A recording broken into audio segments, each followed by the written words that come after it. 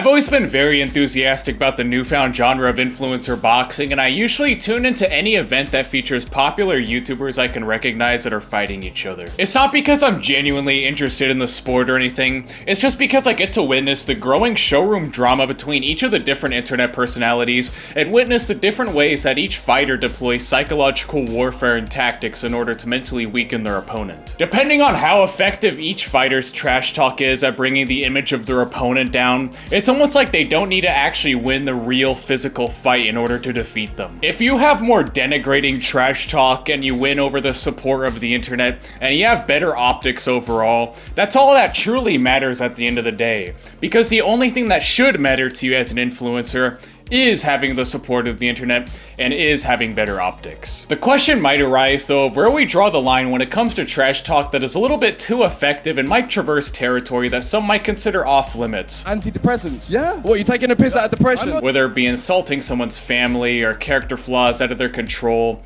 or in this case, their marriage. In my opinion, there is no such thing as going too far.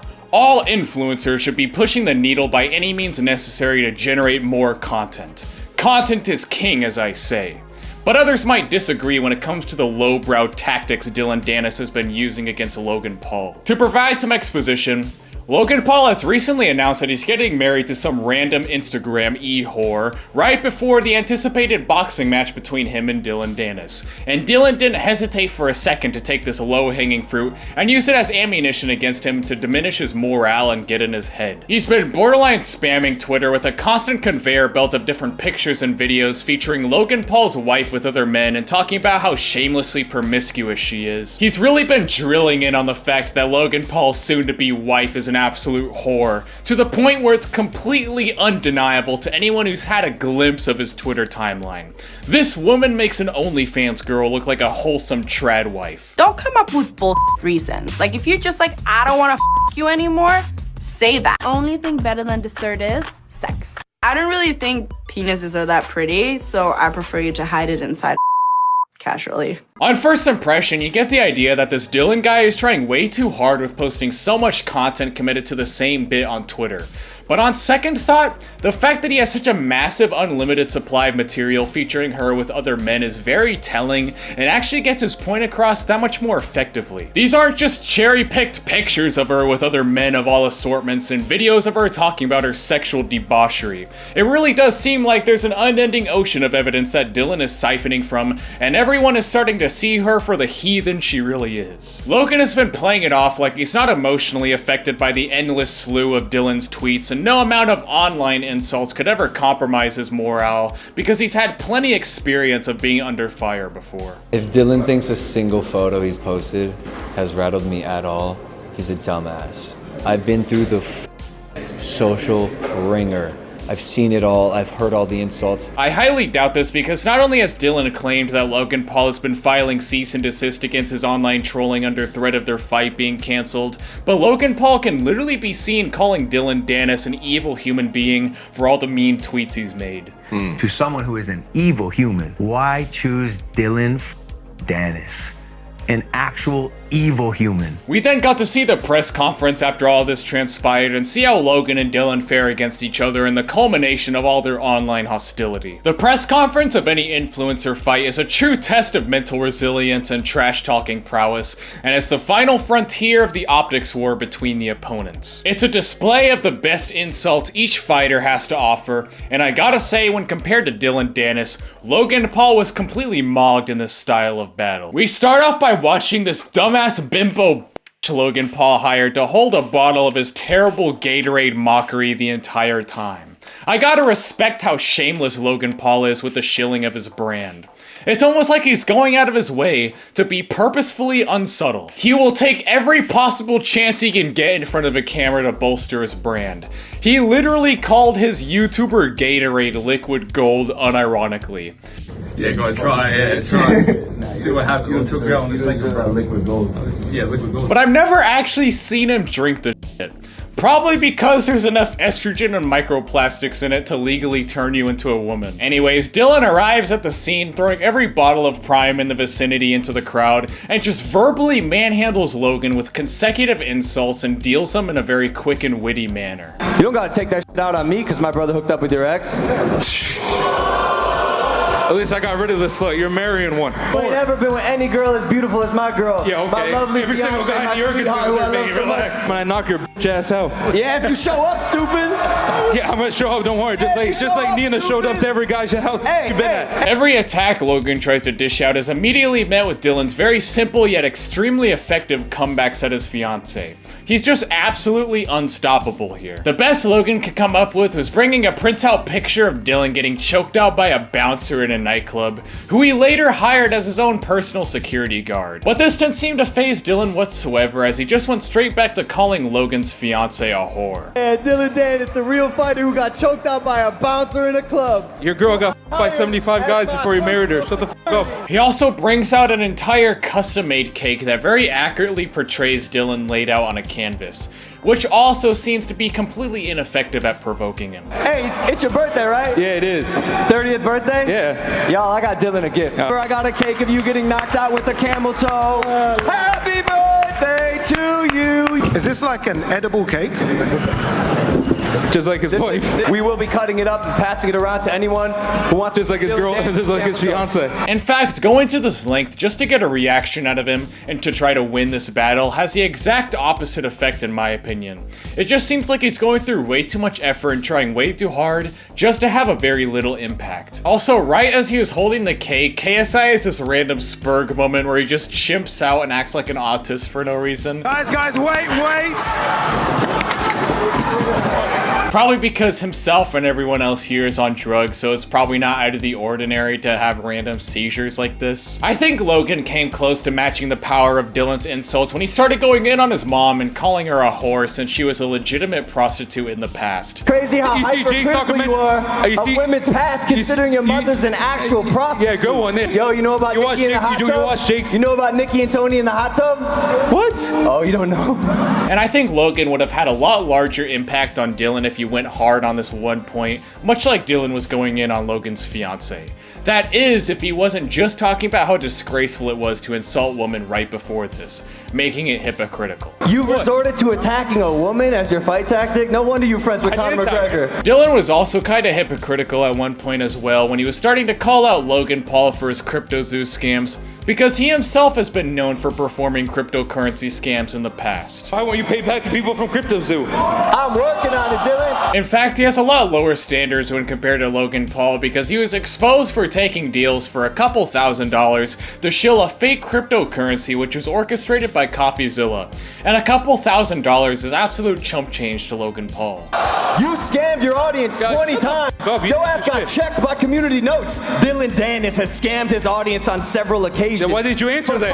Why did you $5,000 respond? each. Why did you respond? You'll do anything for a couple $1,000s, huh? Dillon was still right for calling out Logan Paul here though. I mean, he's literally making $1 million bet with Conor McGregor over some petty influencer boxing beef when he has yet to pay out the $1 million or so he owes to his victims for scamming them. Where's Coach McGregor and why won't he take Don't my worry, he'll bet? be here and he'll smack Why the shit out won't of he both take of you. my $1 million bet? The press conference was overall pretty entertaining up until this random old fuck that nobody knows or asked for started telling everyone to quit bickering and stirring up drama and to start talking about the boxing details. Can we stop this shite? You know, let's talk some proper boxing and fighting. Forget the bull crap. Let's talk seriously now. Let's Yeah, I talk like some you, John proper Fury. stuff. People's coming Real here today to hear fighting talk. Let's hear it. It's not kindergarten stuff. It's serious business. Men's going to get put to sleep in a few weeks' time. So let's talk about how it's going to happen. Like, what do you think the entire point of an influencer boxing press conference is, you retard? Showroom drama is the only part of influencer boxing that makes it worthwhile to anyone.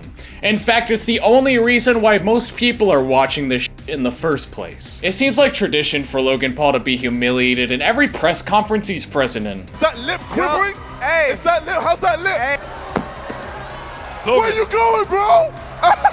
He just doesn't have the wits or mental fortitude to deal with or dish out insults. And I swear, it seems like every time Logan Paul is in the process of fighting someone, he's always under hot water or some public scrutiny and always has a worse image than his opponent. But yeah, Dillon just continuously comes up with a full auto mag dump of comebacks and insults like it's a talent, and Logan just doesn't really stand a chance here. That's all you need to know. Right after the press conference, Logan's supposed friend and fellow YouTuber Gideon confronts him outside to ask him a few questions about the fight for content, and Logan immediately dismisses him and calls him two-faced and a fake friend with no real context or clarification. How am I two-faced? How am I two-faced, Logan? You mad two-faced. No, I'm not two-faced. I'm real when it needs to be real, and you don't deserve to be real too. Yeah, right, bro. You don't deserve to be real too. Well, apparently Logan cleared the air about it in an interview after the fact, and he said that he thought Gideon betrayed him by thinking Dillon Danis' tweets were funny. I'm not exaggerating. Okay. Then when this Dillon started coming out, Gideon's stoking the fire with Dillon.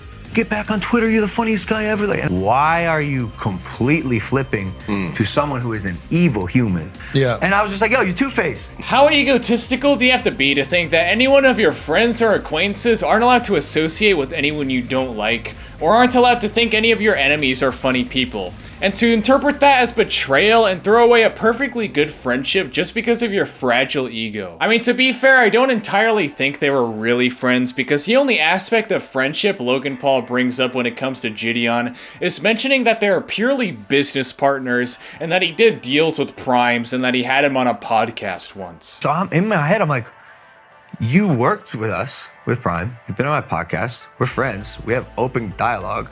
I even gave you advice with some stiff stuff in your career. I guess money and business is the only thing that really matters to Logan Paul, and he's never had an actual, authentic, genuine relationship with anyone before. He doesn't interpersonally concern himself with anyone who isn't shilling Prime. It's very contradictory to hear Logan saying that he has such a huge issue with Gideon thinking Dillon's tweets were funny, because he himself said that he found Dillon's tweets funny. Did you see any meme and you laughed a little and then you're like, wait a minute, I can't laugh? I can laugh. Really? Yeah, I can laugh. Do the both of you laugh at one? Yeah. Which one? Some of them are really funny. Can I guess the one? Which one? The turkey one is the funniest. Yeah! Come on, the turkey one is hysterical. I'll be honest. They're all good. The guy's so good at Twitter. It is, yeah, it's impressive. No, it's top tier trolling. Yeah. In the same podcast he did where he was calling Dillon Danis evil, he says that it's much worse that Gideon of all people were siding with Dillon, since he's supposedly a good, virtued man, and makes a vague reference to his Christian faith since Gideon is openly Christian. Especially as a person who is as supposedly good virtued as Gideon is. Nah, he's a good guy. Why choose Dillon and Danis? An actual evil human. This is pretty rich coming from Logan Paul of all people, because there's tons of clips of him insulting Christianity and even calling his own childhood friend mentally ill and delusional for coming out as one. Just am definitely questioning why we have to perpetuate a belief that is silly. I know people that hate me, that treat me better about my faith than you, and you're my best friend. One that really hurt me is you told me I need a therapist because I believe in Jesus. He's practically implying here that he's closer to being morally virtuous according to Christian doctrine than Gideon or Dillon is. Gideon says later that Logan Paul has no right to call him two-faced, since he himself showed two-faced behavior by having a double standard for Jake Paul and KSI when it came to Gideon being under fire. At one point in time, Logan defended his brother Jake while he was attacking Gideon, but at a later point in time when KSI was attacking his brother Jake, Logan defended KSI. If I'm two-faced, he's two-faced first. When Jake was talking shit about me, Logan just laughed it off, said nothing about it, right? I thought friends look out for friends, so it's all good. But when I confront him as, oh, so you're gonna defend your brother, but why don't you defend your brother against KSI? It's because it's all business. I think Logan chose not to defend his brother during this time since he was going through some conflict with him, which all started because Jake didn't let him wear his Prime merch to his boxing match since there was a conflict of interest between Jake's sponsor and Prime since they're both competitors. I would get kicked out if I brought a Prime bottle. Ridiculous, dude. Do you think I would ever ban you from promoting any of your at any of my events? That's ridiculous. Wait, that's because of who the partner, the competing partner was Marcos for the event. texted us 4 times with stipulations. listed out, paragraphs. Yeah, get over it. Like, and meanwhile, come on, I'm your brother building a oh business. yeah, they're paying us millions of dollars, and they say, hey, but we don't want this person to be doing this stuff at the event with a competing That's brand. ridiculous. I couldn't bring in a Prime bottle. Again, Prime affiliates seem to be the only human beings Logan Paul cares about, so when the time came to choose between his own brother and his Prime business partner, you can take a wild guess on who he sided with. You can tell Logan is an extremely petty person even when it comes to his own siblings. When asked who he thought the better boxer was between him and Jake, he refuses to give it to his own brother even though it's obvious to everyone that Jake is a much better boxer. I can say to Jake and to the internet, I can say I do believe I'm the better boxer. That's Yo, come on, Al. He can't get nothing. You got Prime, you got wrestling, you got everything. You got the Can podcast. he get one thing? Like, give him the boxer. Anyway, since he completely burned his bridge with Gideon, Gideon decides to bet $100,000 against Logan and promises to pay out that money to all the victims of his CryptoZoo scam in the chance that Dillon wins. Dillon Danis, I got 100K on you, my boy. I'm betting 100K on you. If Dillon Danis wins, I'm gonna give all my earnings to the CryptoZoo losers. Cause I'm not gonna lie, you guys are some suckers for falling for that. Like, I'm gonna keep it a buck. The one thing I anticipate the most about this entire thing is the supposed super secret sensitive evidence Dillon has been withholding, which he claims could land him in legal trouble and ruin Logan Paul's entire marriage and the whole fight if he ever chooses to release it. My first thought was that he was just bluffing and that this material is completely fake, until I saw Andrew Tate tweeting about it saying it's 100% legit, which made me that much more curious. When asked on this podcast what he thought the contents might be, or if the picture was him with another man for some reason, Logan completely freezes and starts acting really weird. I think there's a lot more dirt on Logan that we have yet to dig up. Dillon says this, right? And he sent it to some people. He said, there's a picture that's gonna end there, whatever. Yeah. Is it you with a guy? Son, Dispel the rumor. dispel the rumor, because that would end a fiance. On an unrelated note, I realized that Logan Paul reminded me a lot of iDubbbz during this whole situation. Much like iDubbbz, they're both being publicly humiliated by their significant other, who are both e-whores, and he's a total scammer, much like iDubbbz scammed all the charities of Creator Clash, and he gets totally offended when his business partner associates with someone he doesn't like, much like iDubbbz got totally offended by Froggy Fresh associating with Sam Hyde and thinking Sam Hyde was funny. The resemblance is kind of striking. Anyways, that's just my 2.5 cents on the situation. Make sure to like and subscribe, join the member button, leave a comment, join the Discord. I'll catch you guys in the next one. Peace.